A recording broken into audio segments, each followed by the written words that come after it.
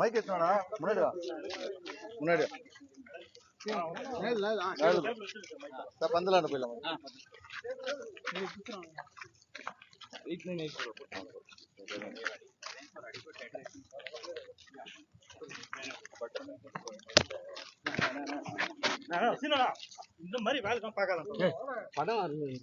பின்னாடி வாப்பா மெட்ராஸ் மாதிரி பண்ணாது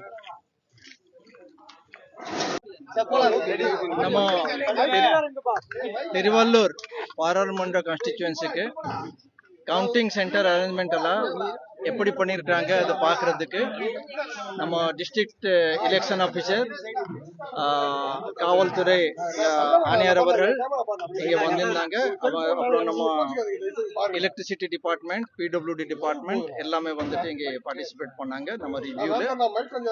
ஸோ எல்லாம் நம்ம பார்த்துட்டு எல்லா ஏற்பாடுகள் சந்தோஷமாக இருக்கிறது. ஸோ டிஓஸ் எல்லாம் பார்த்துட்டு இருக்கிறாங்க. கமிஷனர் அவர்களும் அவங்க பாதுகாப்பு எல்லாம் போதுமான அளவில் கொடுத்துட்டு அதை நல்ல முறையில் வச்சிருக்காங்க, பாதுகாப்பான முறையில் வச்சிருக்காங்க. ஸோ அதான் இன்னைக்கு நீலகிரி உள்ளிட்ட மாவட்டங்கள்ல இந்த கவுண்டிங் சென்டர்ல இன்ஸ்பெக்ஷன் பண்றதுக்கு சிஓ நோ புகார் ஒன்றும் இல்லை. சிஓவும் ஒரு சில பார்க்கணும், டிஓ டெய்லி வந்து பார்க்குறாங்க, ஆர்ஓ வந்து டெய்லி பார்க்குறாங்க. ஸோ சிஓ முறையிலே ஒரு வந்து பார்க்கலாம் அந்த முறையில். நீலகிரி கவுண்டிங் சென்டர்ல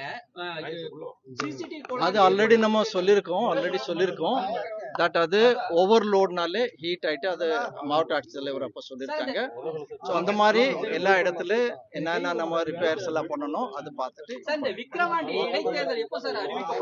அது எலெக்ஷன் கமிஷன் சொன்னா அது நம்ம இன்ஃபார்ம் பண்ணோம். சார், பொதுவா இந்த வெயில் காலத்துல இது போன்ற விஷயங்களை தவிர்க்க என்னென்ன நடவடிக்கை மேல் நடவடிக்கை எடுத்திருக்கீங்க, என்னென்ன இன்ஸ்ட்ரக்ஷன் கொடுத்துருக்கீங்க எல்லா டிஸ்ட்ரிக்ட்லயும்? நம்ம இதுல முக்கியமா பார்த்தா நீங்க வெயில் காலமா இருக்கிறனாலே நம்ம எலெக்ஷன் ஸ்டாஃப்க்கு போதுமான அளவுக்கு ஹைட்ரேஷன், ஃபர்ஸ்ட் இஸ் ஹைட்ரேஷன். நம்ம போலிங் அஃபிஷியல்ஸ், போலீஸ் அஃபிஷியல்ஸ் எல்லாத்துக்கு ஃபர்ஸ்ட் அவங்க ஹெல்த் முறையில் எப்படி அவங்க இது நல்லா, ஏன்னா இது ஒரு லாங் ஒரு 45 டேஸ்க்கு மேலே நமக்கு கான்ஸ்டன்ட்டாக பாதுகாப்போடு இருக்கணும். ஸோ அந்த ஏற்பாடு எல்லாம் பண்ணியிருக்கோம். அதுக்கப்புறம் நம்ம ட்ரைனிங், அது கவுண்டிங்க்கு என்னென்ன ட்ரைனிங் கொடுக்கப்படும் அதுக்கு நம்ம ஏற்பாடு டிஓ எல்லாம் பார்க்குறாங்க. போலீஸ் சார்பாக இங்கே நம்ம எப்படி நம்ம பாதுகாப்பு இதெல்லாம் பார்க்கணும் அதுவும் பார்த்துருக்குறாங்க.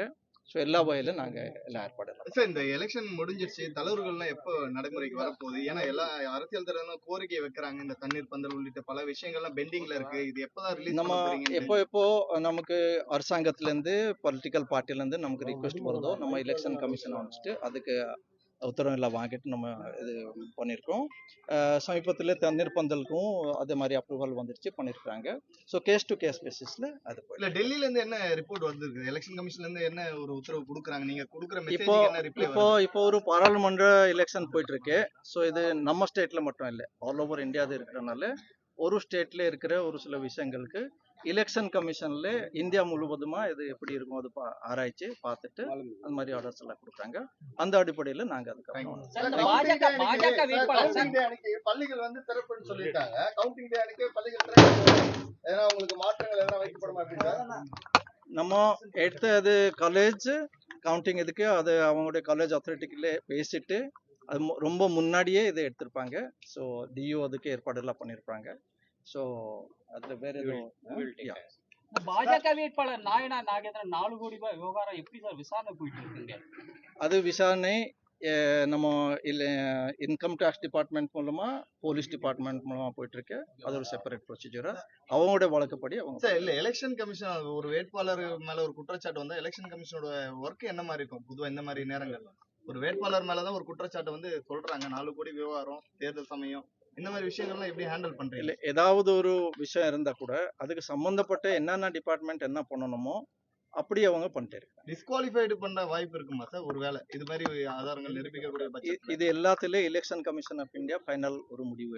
உங்களோட ரிப்போர்ட்டை பேஸ் பண்ணி தான் சார் டெல்லியில முடிவு எடுக்க முடியும், தனியா எதுவும் டெல்லியில பண்ணிட முடியாது. ரிப்போர்ட் ஒவ்வொரு இதுக்கு நம்ம கேதரிங் பண்ணிட்டு சிஓ சார்பா, அப்சர்வர் சார்பா, நம்ம எக்ஸ்பெண்டிச்சர் அப்சர்வர் சார்பா இந்த மாதிரி ரிப்போர்ட்ஸ் எல்லாம் போயிட்டு இருக்கோம். இதெல்லாம் பார்த்துட்டு எலெக்ஷன் கமிஷன்ல எப்பவுமே